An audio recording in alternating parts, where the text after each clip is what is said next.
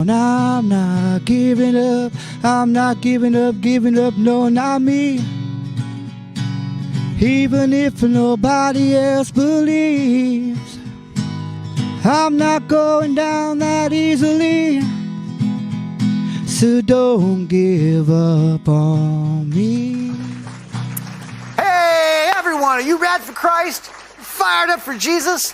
Welcome back to another episode of Radical Christianity, the talk show that highlights God in action. I am Drew, your host, and it is awesome that you joined us today. So, ladies and gentlemen, let me tell you a story about a Bible. But it's not just any Bible. This one belonged to the king of rock and roll himself, Elvis Presley. Yes, you heard it right. And before you ask, no, it doesn't come with a free blue suede cover. So, GWS Auctions is selling this holy relic, and the bidding is already at $30,000. Now, that's a lot of money for a book, but hey, it's not just any book. This is the good book. And Elvis thought it was a good investment, too. I'm willing to lay odds that the Bible translation is the King James Version. The Bible is embossed with Elvis Aaron Presley in gold, because if you're the king, even your Bible needs to sparkle. And inside, it's filled with bookmarked pages and underlined passages. Elvis was a man of faith, so I guess even he needed some divine pointers now and then. One of the underlined passages is from Job 31:24-36. If I had made gold my hope, or have said to the fine gold, thou art my confidence. Now, isn't that ironic? I mean, the man who sung about being a hound dog didn't put his faith in gold, he put it in the Lord. That's a gospel truth right there. Okay, so what did Elvis tell Lisa Marie when she asked about the holes in the garden? It ain't nothing but a groundhog. Included with the Bible is a handwritten letter from Elvis's cousin, Patsy Presley. She talks about how after Elvis's passing, they found this Bible on his nightstand. One of 3 he had. Can you imagine having 3 Bibles on your nightstand? I struggled to keep one on mine without getting it buried under a mountain of socks and old magazines.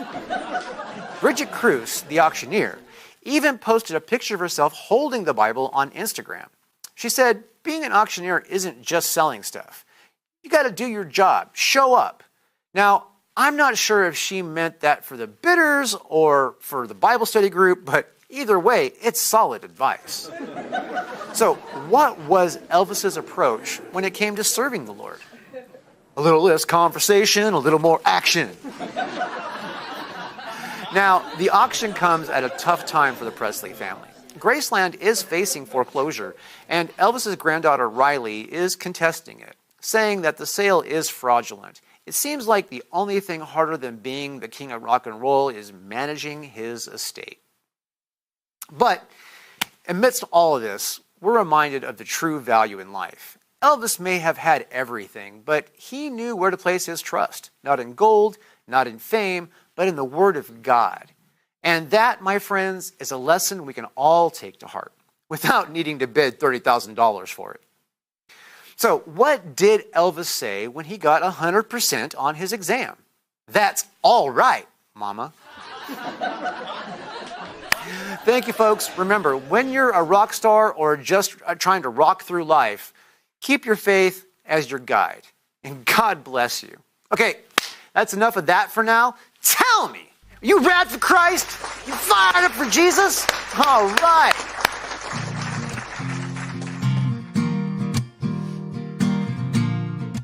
Ladies and gentlemen, we have a special treat for you. Today we go on location to Mint Thrift here in Fresno, California, and speak with Kevin Foster, the pastor of LifeBridge Church. They have so much going on. They have this extra foundation other than just the church.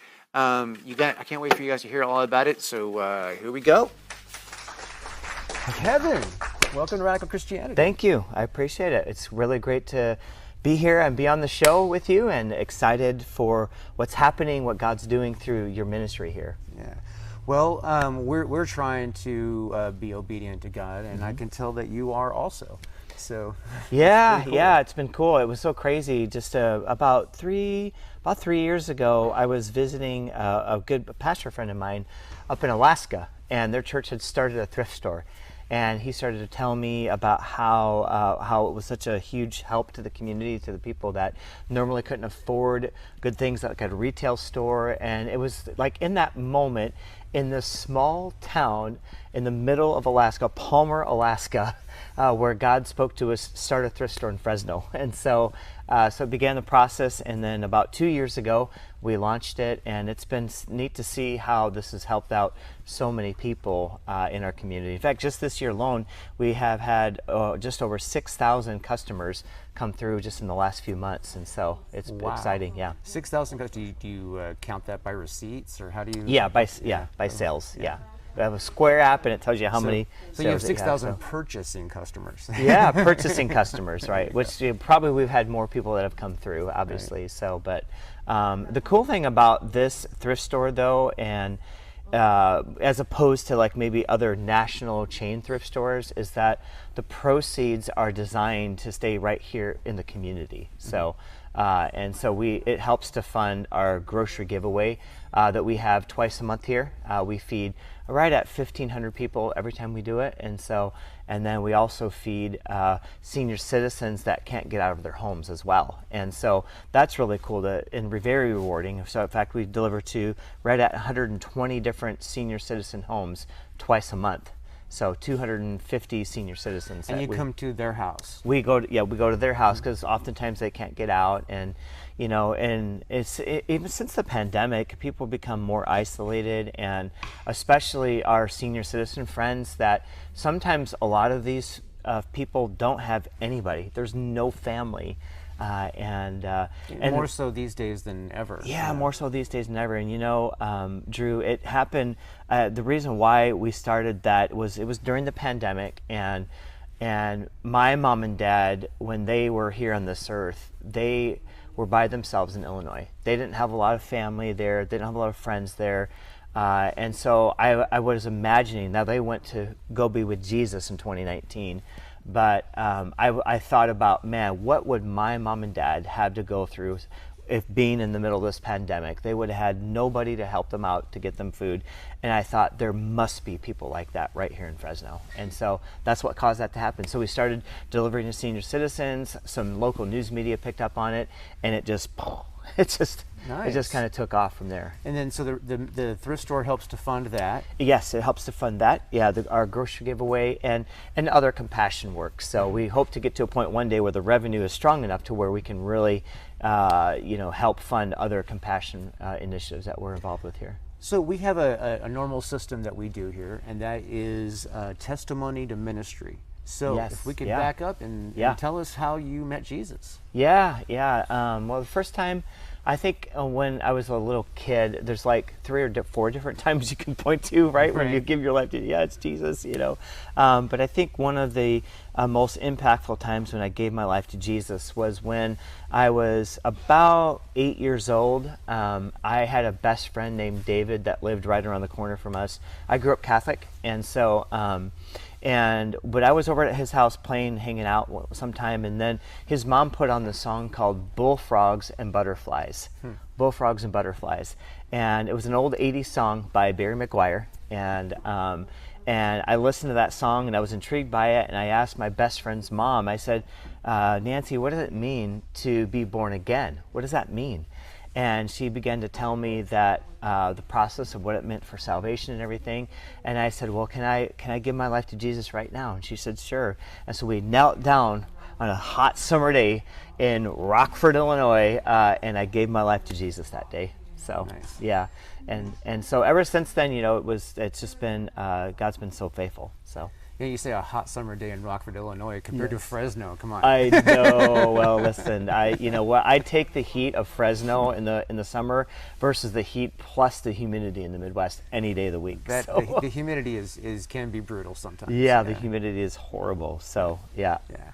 So all right. So bullfrogs and butterflies. That's kind of that's a good one to associate memory to. That's funny. Yeah. Do you remember that song? I do. Yes. Yeah. That's good. McGuire, that's funny. So the thrift store is doing good. I mean, it's packed with stuff, and it's helping fund. Yeah. Now, tell people your church. Yeah. Yeah.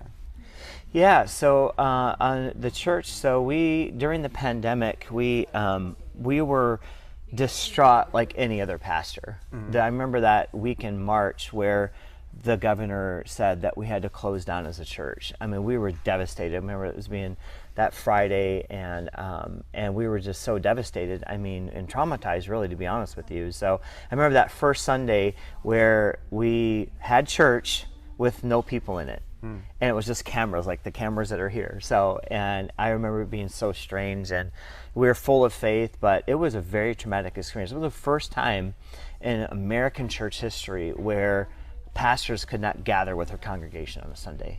It was devastating for every pastor. The first time I'm aware of, yeah. Yeah, it really is just so devastating. And so, anyhow, so I can remember the Monday after that, or maybe it was a few weeks after that, we found out that the 2 weeks to flatten the curve ended up being a few more weeks, and then it being a few more months. And so, as that began to kind of, make ourselves aware, we were like, what do we do? I mean, we've got this beautiful sanctuary, and how can we leverage that? Well, we started offering a curbside prayer. And so our church is right across the street from a Costco.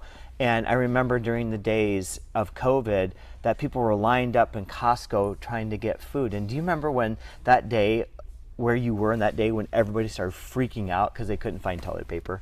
I do. Yeah. I do. In fact, I remember that day when I found out about it, I happened to be at Walmart trying to buy toilet paper. Right. And I wasn't completely out, thank goodness. Yeah. But I was all like, it was on my list to get, and there was none on the shelf. Yeah. It was completely cleaned out. Insane. And I'm like, what? So then I went to another store, and it was completely cleaned out. And I went to another store, it was like completely cleaned out.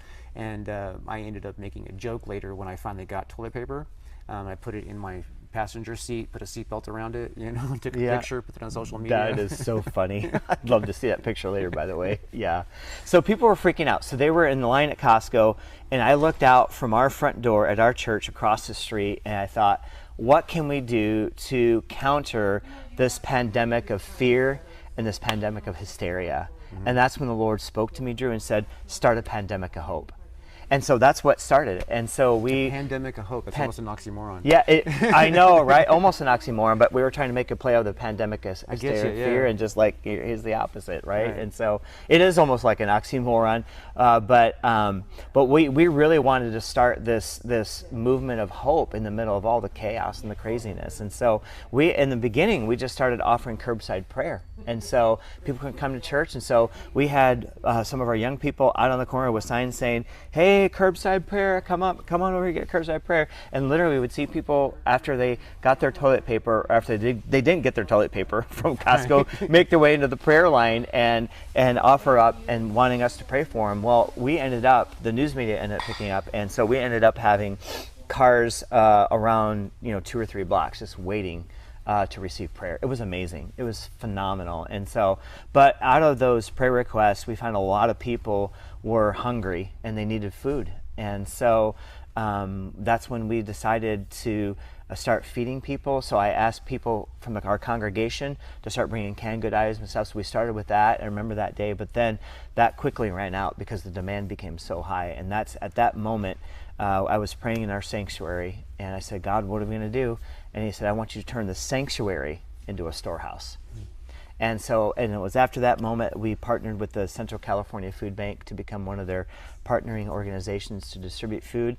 And just a few weeks later, our sanctuary that housed hundreds of people for worship had now been turned into this place where literally pallets of food was stocked full all throughout the sanctuary. It was so crazy. Now, during that time, obviously, we had the creek fires. Yes. So were you involved in offering supplies for that as well? Yeah, actually, we did help with that. We were able to provide some bottles of water to some of our partnering organizations. So yeah, it was really cool how, and that just exploded. So we did that for a few years and outgrew our capacity to serve people at our campus, our church campus. And in fact, they allowed us to go back to church. So we're like, what do we do now with our food program? And so that's when this building opened up, and it wasn't a thrift store at the time. It was just a blank building basically, and we started doing our food distribution out of here, and then we started a thrift store to help continue to support it. So, yeah. Oh, awesome. So the food distribution, how would you say that's grown from that point? Yeah, it's grown significantly. In fact, over the past few years, we've distributed over 1.4 million pounds of food. It's insane. Now, how are you weighing all that? Yeah, well, they on the trucks. Oh, okay. When they bring it on the trucks, they have the weight that when they Gotcha. distribute. So then we keep track of that. So yeah, and so that has it's been incredible. And then so out of that, so we the grocery distribution started out of our church, but I knew that it could become pretty significant. So we started a separate nonprofit. And that nonprofit is called the ACTS Foundation, Actively Coming Together Selflessly. And the vision that the Lord gave me is that we wanted to create this nonprofit where groups could come together who normally would not come together, and for the sole purpose of serving and helping, giving hope to the community. And so we have seen over 25, 30 different organizations come and help us distribute groceries. And so it's more than just people from our church, it's people from other churches, it's people from other faith-based organizations that come and serve and volunteer, it's businesses from our community, bank managers, the Clovis Medical School came and helped us out. And so it has really been cool to see how we have been able to connect with people that our church would have never connected with before if we had just had church on Sunday morning. Right. So the pandemic really changed our philosophy of ministry in so many ways. Yeah, I think a lot of churches experience that. I know that I go to Clovis Hills, and we were prepared for the online stuff, and then the online capabilities grew dramatically during that time period. But it was weird doing church in a huge sanctuary that seats 1,000 people. I can't imagine. I with cannot completely imagine. crickets in there. You know Yeah, what I mean?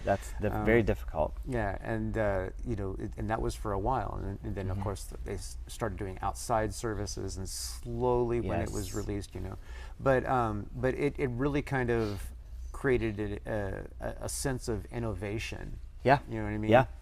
For a lot of people, and I understand a lot of churches, that didn't even do online services started doing online services because of the pandemic. Yeah. So yeah, and so certainly for us too, that was the case. So we did a little bit of online stuff before, and we had been broadcasting, but not to the level that we are right now. And so so that really changed us. But for us, it was way more than just going online. I mean, it was literally like figuring out how can we as a church engage in our community. And so I think prior to the pandemic, we just primarily focused on people's spiritual lives, which is good. That's the most important, right? We want to see, our bottom line through everything that we're doing here at the thrift store. We started an event center too. Through everything else that we do is to take as many people with us to heaven as we can. That's our bottom line.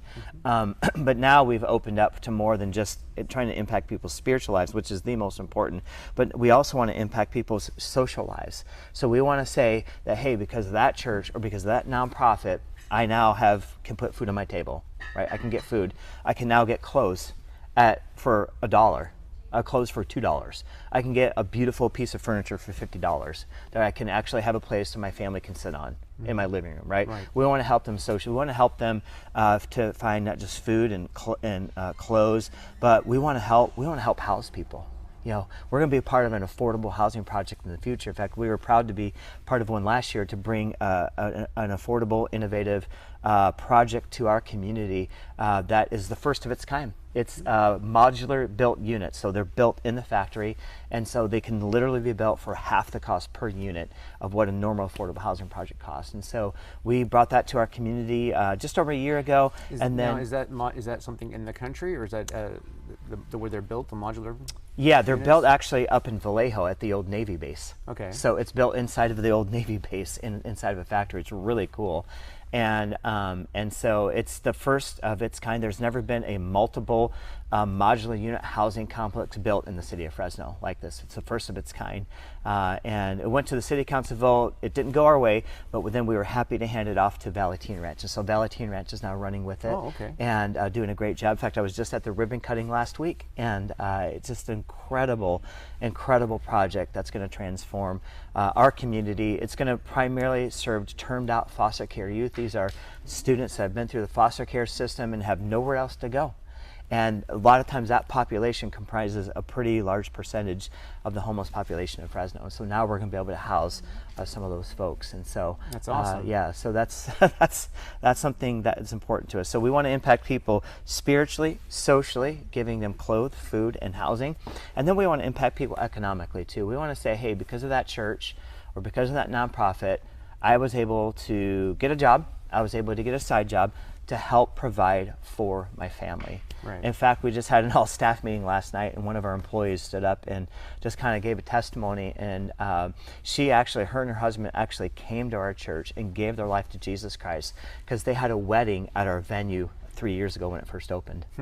Yeah, and so otherwise they would never come to our church, and they have been dramatically transformed by the power of God through our ministries and through what's going on. And we were actually able to also give her a job at our event center. So now she is serving at the same event center that her and her husband was married in, which was the reason why they reconnected with Jesus, was because of our Buena Vista Event Center. Wow. Yeah, it's crazy. And then she stood up and said that, and this was my quote that she said last night that's going to stick with me forever. She said, I look forward to that Buena Vista direct deposit because when I get that direct deposit, it's a side job, I know, but when I get that direct deposit, I know that I can make my rent payment. That's pretty huge. It's incredible. Yeah. It's incredible. And so I think churches, kind of need to think outside of the box a little bit. It doesn't matter the size of the church, like whether it's a 50 or 5,000, right? Yeah. I think every church can really honestly feel like they're being effective when they engage people, not just spiritually, they can engage people socially and engage them economically. So, and that should count. That should count for something, right? And so I kind of feel like in church we need to change the metrics a little bit, Yeah. I often say that churches should focus more than just on putting people in the building. Yeah. And the little ministries that are their little token ministries. Right. Yeah. I often say that because I see so much need around that. It bothers me when a church just steps by an obvious need. They just step away from it. Yeah. And there are so many. Yeah. Well, in fact, I'm writing a book right now called Run to the Brokenness. And a lot of times in life, Drew, we try to avoid the brokenness. We avoid the areas of town that we don't like to see. We avoid the broken areas of our life. We try to cover them up. We just have our flesh has a tendency to avoid the brokenness in our own lives and in the community and the corporate lives. But I think the best way for us to have a huge impact on our community is to run to the brokenness. And not avoid the brokenness, but run to it and say, God, how can I help? How can I make a difference with this brokenness? Well, that'd be definitely what Jesus would do. Yeah, absolutely. Yeah. That would be where he would always try to. I mean, the lady at the well, a great example of brokenness. Yeah, absolutely. And it's funny, you and I talked about this before we had this interview about, we were both children of the 80s and 80s Christian music. And you and I talked about how Steve Camp, and Rich Mullins were some artists that with the songwriting was just amazing. And, a lot of their writing had to do with like, church, it's time to wake up and to engage the brokenness around you, basically. That was their theory. And so I think those lyrics and obviously the Word of God and my relationship with the Lord has influenced kind of the way we do things. But I think if the church kind of returns that a little bit, I think we'll see that, especially in California, where being a Christian and attending church is not the in thing, maybe like it is in the South. I think the way that we will find our relevance is by how well we engage outside of the four walls of the church. Well, yeah, and in California especially, there's a lot of people who aren't Christian haters. Right. You know what I mean? They don't go to church. Right. Because church doesn't give them what they need when they go. Yeah. Or hasn't encouraged them in the right way to come into the building. Right. And they and I think what you're doing is great, innovating, and I think that there's a lot of room for church innovation. There is, yeah. And to be a little bit creative, think about church in a different way. Yeah. Because here's the thing: Sunday service, I don't see that as church. Right. I see that as Sunday service. Yeah, absolutely. For me, church is what we're doing right here. Yeah. You know, Oh, yeah. this show, that's, to me, that's church. Yeah, You know what I mean? absolutely. It's not Yeah. going to service, Right. but it's part of, you know, what they call it, the term that they use at Clovis Hills is called being the church. You know what I Yes. mean? Yeah. You know, I see this as that kind of thing, you know. Absolutely. And more of outreach of faith, you Mm-hmm. know, more things that are done that are faith related. Right. You know, where people have the ability to, because here's the thing, you can send somebody to service and they're going to get a little bit of message, but Mm-hmm. Yeah. but it's the one-on-one contact, it's the It is. meeting people, it's the Yeah. it's the examples that you set, it's the sacrifices that people see that make the difference. You Yeah, know? absolutely. You know, the term was that people are brought to Jesus when there's trials, trauma, or transition in their life. That's so true. Yes. Yeah. You know? Yeah. And that's, you know, those people are really broken and they're really hurting and they Yeah. really need. Yeah. But there also needs to be a way to reach people that aren't experiencing the 3 T's. Yeah. You know what I mean? 'Cause Yes. just because their life is doing okay doesn't mean they don't need Jesus. Right. Right. You Yeah. know? Absolutely. And that's what we have found with starting these different organizations. That we, through our event center, through our thrift store here, even through our preschool that we started as well, and is that we're getting in spaces that normally the church never engages with. So we're getting into places in the community that we would never engage with. For example, at our event center, like we're connecting, we have some vendors that we work with. These are, you know, people that would never probably go to church, you know, at all, but now they're engaging with Christ followers, right, and having a relationship and finding about how Jesus is so alive in each and every person. And we've seen some good things happen as a result of that. We've seen people that have been exposed to Christianity who would never be exposed to Christianity. People that never care about going to a church, but because they're out there in these places, they're in these event center places, they're in the thrift store, they're in the nonprofit world, that we're able to engage people that we never would have engaged before. Yeah, that's important. My ministry's on that same page. So I you know, Yeah. you're kind of preaching to the choir with me, but I know, yeah. these guys need to hear it too. Yeah. No. So let's step over, talk about the event center a little bit. Sure, yeah. So that's in Madera. That's right. Yep. Okay. It's on Highway 41. It's actually Madera County, County. which is, I think, considered a little bit that could be different. Yosemite, than, come on. Yeah, I know, right? Yeah. So it's if you know where Tesoro Viejo is, right across from Tesoro Viejo on Highway 41, about 5 minutes north of Valley Children's Hospital. So. Okay. So that's not too far out of Fresno, Clovis. No, about 20 minutes from where we're at right here. So yeah.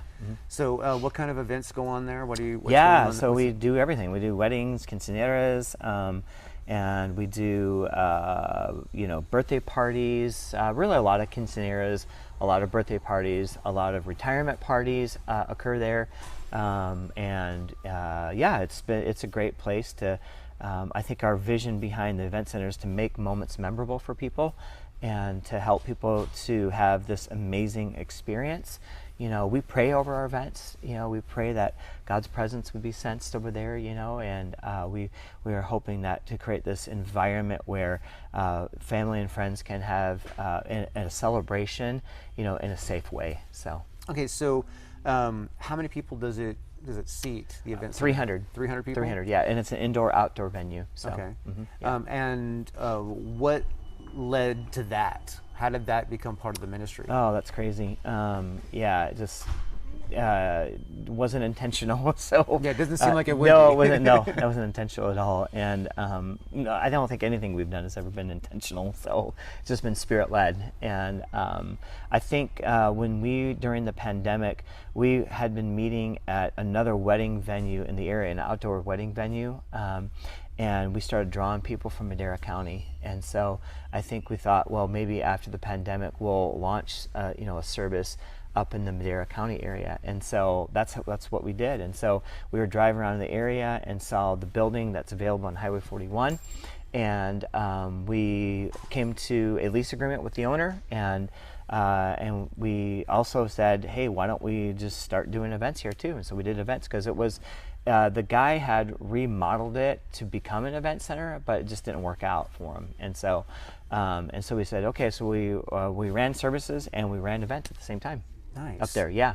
And so, but the events center did so well that we were able to, instead of leasing it, we're able to secure a loan. And so we now own that facility up there. So Excellent. Yeah, because of the event center. So because of that dual income. And I think churches in the future are going to have to look at more streams of income, unless you're a mega church like Clovis Hills. I get it, right? Yeah, but like any other church outside of a mega church, like they're going to have to try to figure out a way to make things work on an economic level. And I think having these multiple streams of income will help support the ministry. And so, and that's what the Event Center does. It's actually a nonprofit, and it primarily helps to support the Acts Foundation. So it supports a nonprofit. And so, but I think we kind of think outside the box a little bit to develop these multiple streams of income to help make the mission of God move forward, to help, because it takes money. I mean, things take money, right? I know, sadly. Yeah. And so we were just trying to figure out, okay, what are some other ways that we can fund the mission and the ministry of what God has called us to do. And the Event Center has enabled us to do that, so in lots of different ways. And the best part is, again, we get to employ people that are underemployed, unemployed, or are hard to employ.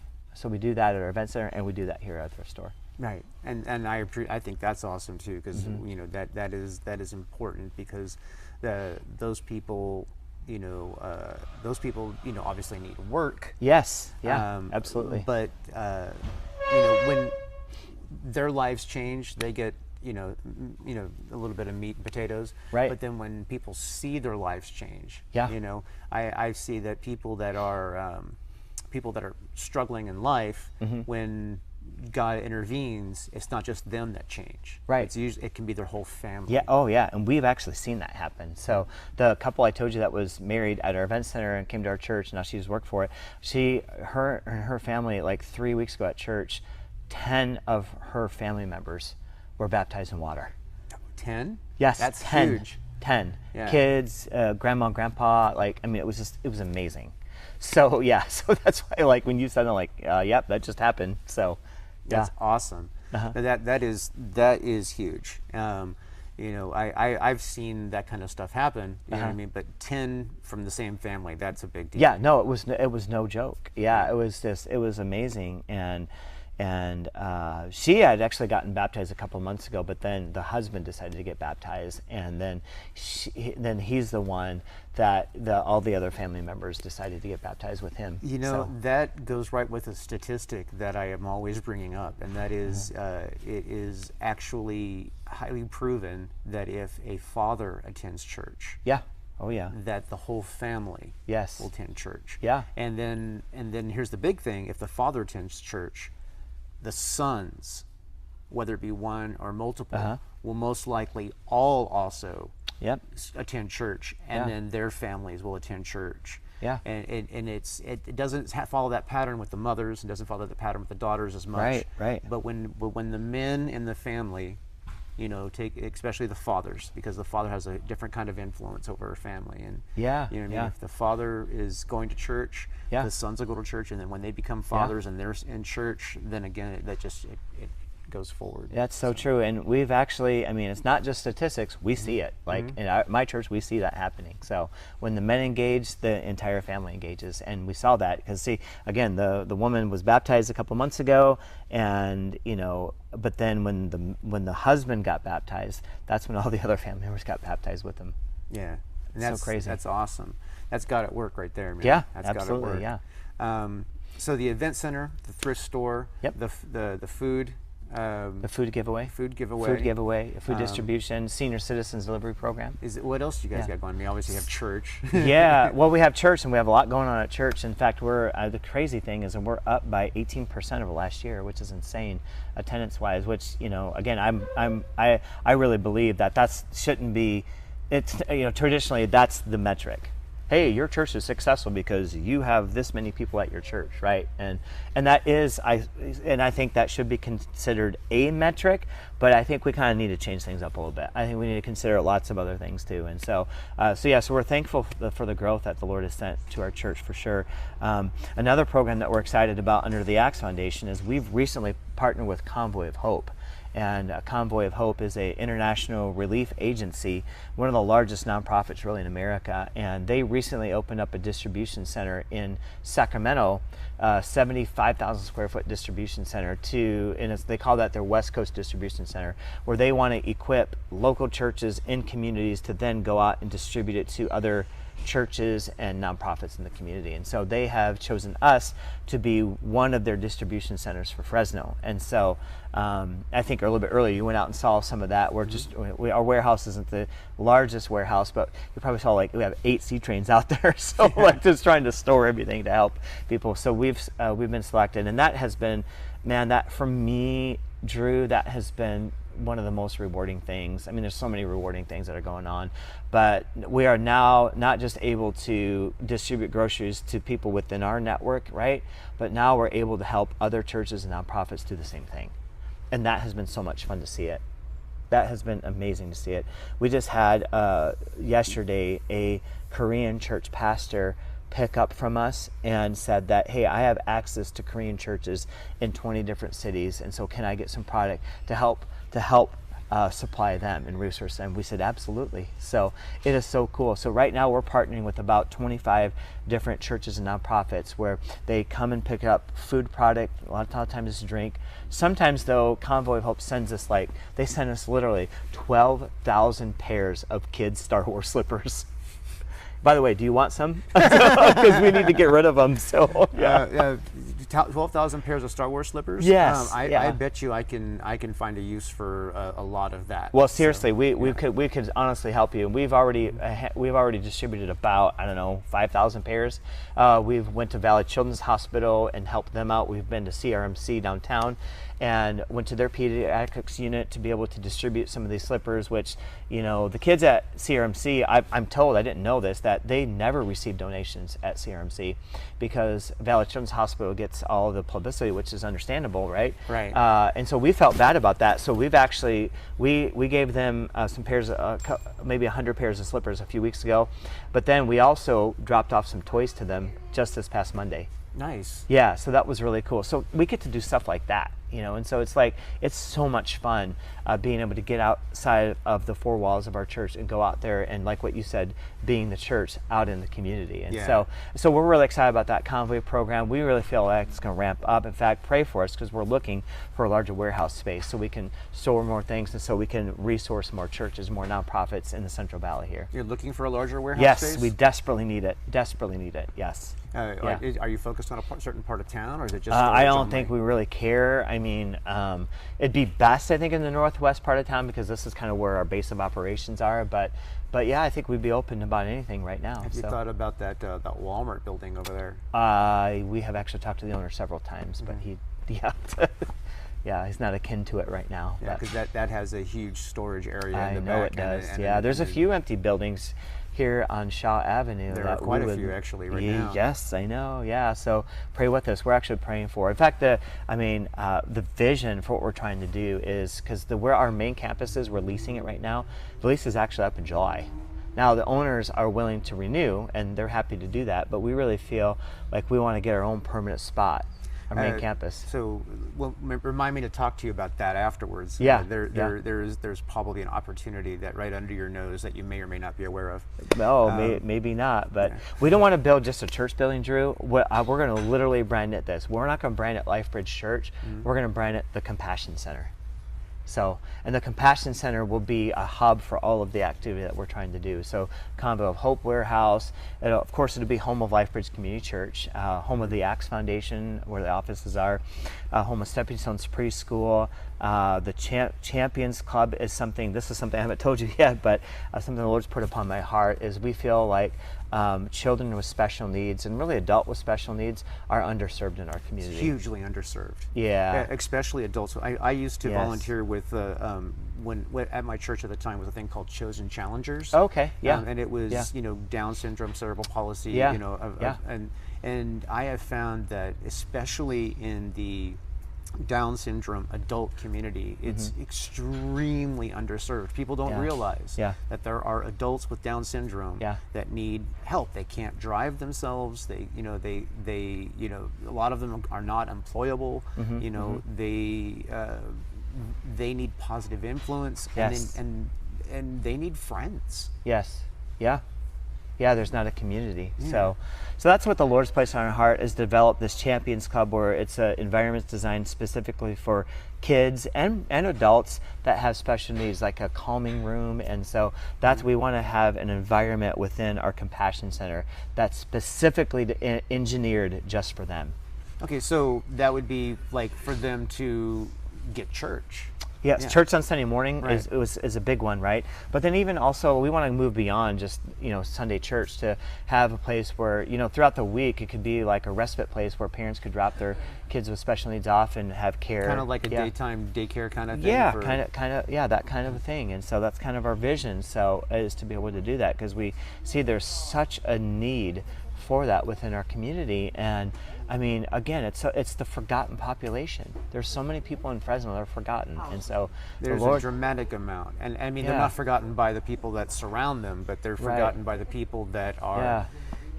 I don't want to say this in a negative way, because I have a lot of friends that would qualify under this thing, so I got to be careful. Yeah. But there are a lot of people that have been blessed yeah.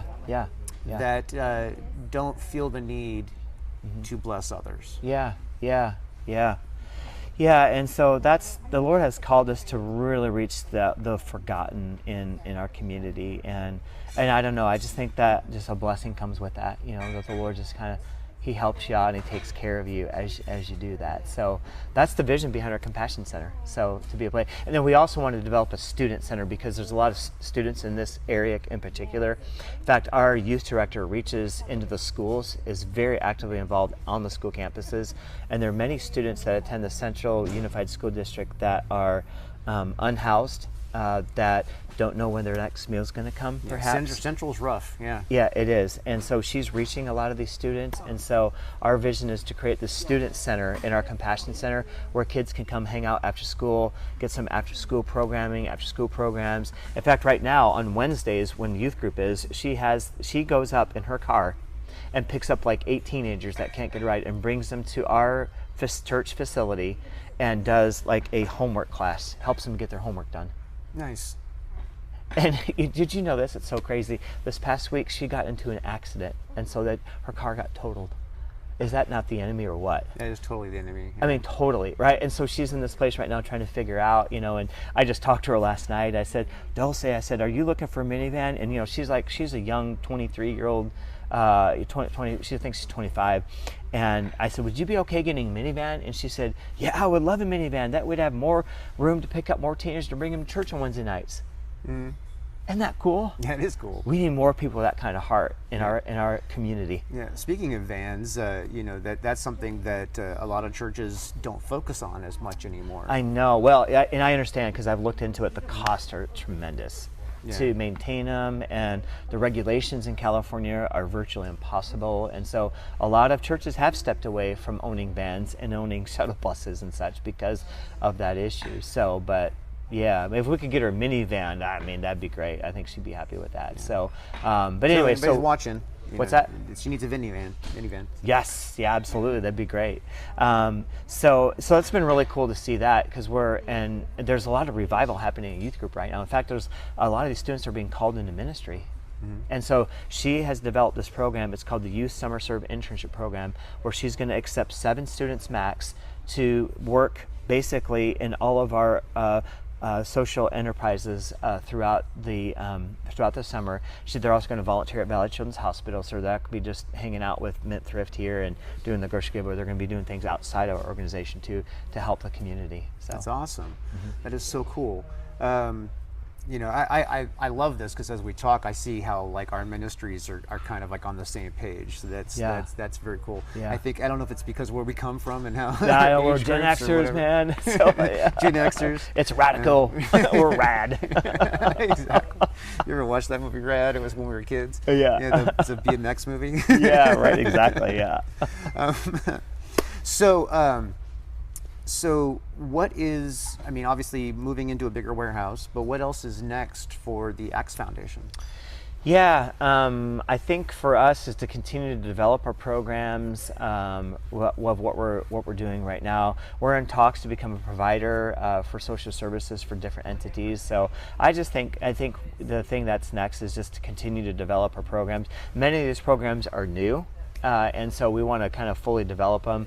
And I think really, I mean, honestly, the next step is funding all of our programs right now. They're not all funded. We were amazingly blessed to receive a grant a couple of years ago by the County of Fresno to provide food for the people in our community, and that actually helped us to scale up to the level we're at right now. So not only did we accomplish all the goals and objectives in our application we wrote for the county, but we exceeded that by scaling up our operations even more. But that grant is coming to an end in just the next few months, and so I think for us, funding is right now our big thing. The Fresno's not going to provide that grant again? Well, it's to the county, and it's through, they received it through the federal government. It's an ARPA grant, and so those are COVID relief funds. So okay. yeah, so it's a different type of program. So that the ARPA program is now expired for the most part, and so, but yeah, we've got a few different, opportunities are out there right now, so be praying with us, because we're really praying that we can get all of our programs, and we've got like 5 different programs happening through the Acts Foundation right now, so we're looking to fund all of those programs. So I think that would be our next step. Okay, so finding that funding, so that's something to pray for. Yes, absolutely, absolutely. Now, obviously you have how many people working at the church and the thrift store and the event hall? Yeah, so this is so crazy when I talk about it. Last night we had this all staff meeting, and we rarely all of us get together because it's hard, because the Buena Vista employees are working this kind of very part-time, and it's seasonal, and so it's kind of hard to get everybody together. But we got everybody together last night, which is really cool. And we started the 2020, before the pandemic, we started with 3 total employees. Now we have over 40. Wow. Yeah, just in the last few years. So through all of our organizations, through everything that we're doing. And so it's pretty spectacular to see what the growth has been, and in helping us to oversee everything. So it's just a matter of years. That's a huge growth. It is. It is. Yeah, and it's because we started all these other social enterprises too. And so again, it's just so rewarding to see that we're even employing hard to employ people. People that maybe were in jail. And we have some people on our team that this is their first job after getting out of jail, and so that's the kind of thing that we are excited about, to give people a second chance. Do you have a program that's kind of like for hard to employ people, that's kind of like a job training situation, to where like they can graduate to another job afterwards? We don't have a program, right? Again, this is still kind of early on in the process here, but we're just kind of doing it organically. Mm-hmm. Yeah. Okay, cool. That's very cool. So what else can you spring on me about your mini ministries here? Let's see. One thing I didn't tell you about, I think that's really cool, that at our grocery distribution, we don't make people attend a sermon or anything, obviously, but we do offer prayer in this front parking lot after they go through the distribution. The folks that give them the groceries say, hey, if you'd like, there's prayer available, just hang a left as you go out, and so we're able to pray with people on a consistent basis. We have seen just over 100 people accept Jesus Christ for the first time in this parking lot right here. Wow. That's awesome. Yeah, and so that is, for us, that is something that really blesses us and makes it think, man, this is really worth it, because we're impacting people spiritually, right? And that, again, our philosophy has changed. We don't want to impact people just spiritually. We want to impact them socially and economically. But what we find that as we're impacting people socially and economically, what's ended up happening is it's impacting their lives for eternity in the spiritual realm. Well, especially, I mean, if you think about the general logic behind that, right? So one of the reasons why people turn away from God or walk away from the church or whatever, is because the world's taking over. Yeah. You know what I mean?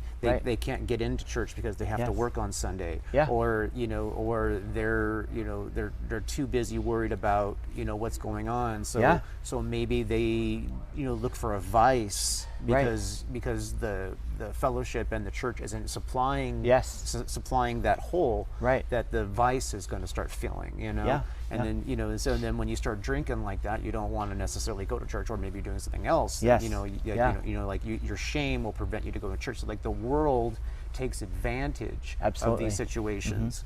And so it's a beautiful thing that you're trying to fill that hole. Something that was so crazy, Drew, the woman that I told you about last night that testified that she is now in the church and now has a relationship with Jesus because of our event center, now works there. She says that now, because she has had shifts at the event center to work, that keeps her from going back into her old lifestyle of drinking and using drugs. Isn't that incredible? Because of my shift at the event center, that makes me not want to drink anymore. That makes me want to do drugs anymore, because I know I need to provide for my family and pay the rent bill. Right. And maybe her need for that is no longer there. Yeah. You know what I mean? Yeah. Maybe it's the shift, maybe it's the people, maybe it's the opportunity. It's the community. Yeah. It just it's filled the hole that she was filling with drinking. Yeah, absolutely. Yeah. That's important. That's one of the most important things. You know what I mean? It is, because that's when you're reaching out in the community. You know what I mean? You can put food in someone's stomach, and they might listen to you and they might remember you. But but if you can supply something for them that takes away, like gives them the opportunity to feed themselves. That's right. You know what I mean? Yes. Because most people would rather feed themselves than ask for food. Yeah, absolutely. And so our phrase that we use is, we don't want to give just a hand out, but we also want to give a hand up to people. Yeah, that's really important. That's kind of like the basic underlying philosophy behind our Acts Foundation. So then let's get into, what is it that you guys need the most? Obviously, funding is an issue. You got to figure out that. You got to figure out if you can get grants, donations, that kind of stuff. But what else is? Yeah, I think funding, and then I think for us, the other thing that we really need right now is prayer covering. I think prayer, that's even more important than funding, in my opinion. So, because prayer is where it happens. And so we have just seen some really amazing things happen here recently with our youth group and with our young adults. And we're seeing people now, younger people, step up into leadership. And we've seen those people really just, and I'm not one of these people that find a demon in every rock or anything, but we do know that we are in a spiritual war. Right. There's a spiritual war going on. Definitely. Yeah, and so anytime that anybody steps up into leadership, just says, yes, I'm going to do something about this need, right? We find that the enemy attacks that person. So I think right now we're seeing that happen with our youth director. She was sick with pneumonia for a long time. She's finally getting over that. Then she got in this accident that takes out her vehicle, that gives kids a way to get to church because their parents don't want to take them, or they just can't take them, or their parents don't even have a car to take them, right? And so the enemy goes right after the transportation. And so I think for us, the prayer covering is really, really big right now, and praying for our future. And then, obviously this compassion center is really big on our heart right now. And so just praying that we'd get into the right spot. Now, for people who are watching, the vision for the compassion center, get into that detail a little bit more so people can have a little bit more specific prayer. Because obviously general prayer is good, but specific prayer is better. I think, again, the idea behind the compassion center is to have a hub, being a hub for the community of compassion, right? Yeah, but do you need a piece of land? Do you need something that's absolutely. already in place? Yeah. Do you need something that already has buildings? What is it that you for see? us, I think, at least a 10-acre piece of property would be amazing. So that way we can build it how we want to. That's obviously millions upon millions of dollars. We are happy with finding an already existing building that exists in the community that could easily be transitioned into that, like a storefront, like you mentioned, the old Walmart right here in Shaw. That'd be perfect because it has a loading dock, has a warehouse space. That would be amazing. When you mentioned it, that would be kind of perfect. Yeah. 'Cause not only is it got the whole warehouse side of it, it also has a whole front end, that you can actually exploit. And there's a huge parking area that's got. I know. And then, but there's several other buildings like that too in our area. The Steinmart in the Wine Press Shopping Center next to Target. that's another place. There's lots of the 99-cent store is closing down. Right. So the parking isn't as good there, but yeah, there's several places. So I think we're open to anything right now that could house all this. I mean, we're looking probably at about 70,000 square feet total for everything, you know, and I think that's kind of what we're looking at to be able to do everything we want to do. Now, would you be consolidating the existing stuff, or you just be expanding on top of it? I think we'd be consolidating everything to that place right there. I'm not sure what would happen to this thrift store. We could move this thrift store on site there, perhaps too, if it was. I think that would be ideal, actually, to move the thrift store on site if we had enough space to be able to do that. So yeah, well, that Walmart's huge, so if you could do that, that was so. Yeah. But it doesn't necessarily have to be the Walmart. It can be whatever God has envisioned. I mean, whatever, right? Yeah. And so, and we've been through this process several times. I mean, even before we got into the building we're in right now, where our church is, we've been there for 7 years. We were in existence 12 years before that, and we moved from place to place. We were like the Israelites traveling in the wilderness, so to speak. And so we were moving from place to place. But and then we found, and I remember like contacting 60 different property owners / business leaders about leasing their spot, and nothing worked out. So, and it took us to get like the 61st one was where it worked out, where our building is right now. And so I just know it's a long process, but we are praying. We're praying that God would do something here with this Compassion Center. So yeah, and it's not like God drags his feet. He's usually working on someone else. Yes, yeah, exactly. And that's where we find that his timing is absolutely perfect. Right. And so he knows what he's doing. And so perfect is subjective. I think that it waits to the last minute with the absolute minimum sometimes. Oh, yeah, I know. But I've had to submit that myself to the Lord's timing several times. And I've just learned if I just submit up front, it's a little bit easier emotionally on me. Yeah, so, that's exactly the way to approach it. Yes. Yeah. All right, well, we are probably out of time for this interview. Yeah, okay. So, you know what? Thank you for sitting with us. Thank you so much. And, I appreciate it. We what an honor. We will definitely encourage the prayer. Yes. And we definitely will want to follow up and know more what's going on. Oh, would love to. Maybe we can do some stuff with on-site events or something like that. Yeah, we can figure that'd be things cool. out. Yeah. I'll get in touch with you about the Star Wars slippers. We will Absolutely. we will make something happen there. Absolutely. And we have a saying on the show. Okay. And that is, you're definitely rad for Christ. Oh, you're definitely come on. fired up for Jesus. Yeah. And we'd love to see Thank that, you man. so much. God I bless appreciate you. it. Thank you. Appreciate it. Thank you, everybody, for joining us for this episode of Radical Christianity. It means so much to me that you joined us so you could catch what's going on with LifeBridge Church and hear all the opportunities that you can do to participate if you're in the area. But anyway, I would like you to pray for them and help them keep that going. If you are feeling Jesus tug at your heart, I want to talk to you about that for a second. It's a really great opportunity to be a member of the family of God. It's an opportunity that everybody has. But if you're feeling the pull, that means Jesus is talking to you right now, and he's saying he wants you in the mix. How do you make that happen? It's pretty simple. You just talk to God. You just say, God, I need you. I am not doing this life right by myself.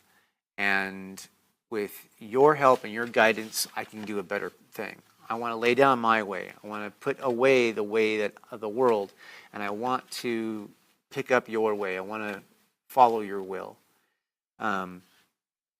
Something like that. You can tell God that you're sorry that you're a sinner. You can tell God that you want to serve him. Whatever you want to say, just put that into words and just conversate with God for a minute, because he's there, he's listening, he's waiting. And if you did that today while watching the show or on a rerun of this show, I would really appreciate it if you would go onto our website, radforchrist.com. That's RAD, 4Christ.com. And we have a form there called Got Saved. You can go onto there and you can fill out that form, and I'd be happy to send you a Bible and a little gift to show you that we're grateful that you joined the family of God. And also, if you're on the website, you can ask a question if you want to know about the show, our guests, you need help with your math homework, whatever it is. If you have a Bible question, we'd love to try and help answer those questions for you. And we also have a form dedicated to prayer requests. So if you have a prayer request, we would love to be able to pray for you and for your needs. So please fill out that form. Let us know what it is that you need so that we can pray for it. I just want you to understand that we are here to serve. And this is the most important part of all. And that is that Jesus Christ loves you. And so do I. So thank you for watching Radical Christianity. We'll see you next week. And I'm not giving up. I'm not giving up, no, not me. Even if nobody else believes, I'm not going down that easily. So don't give up on me.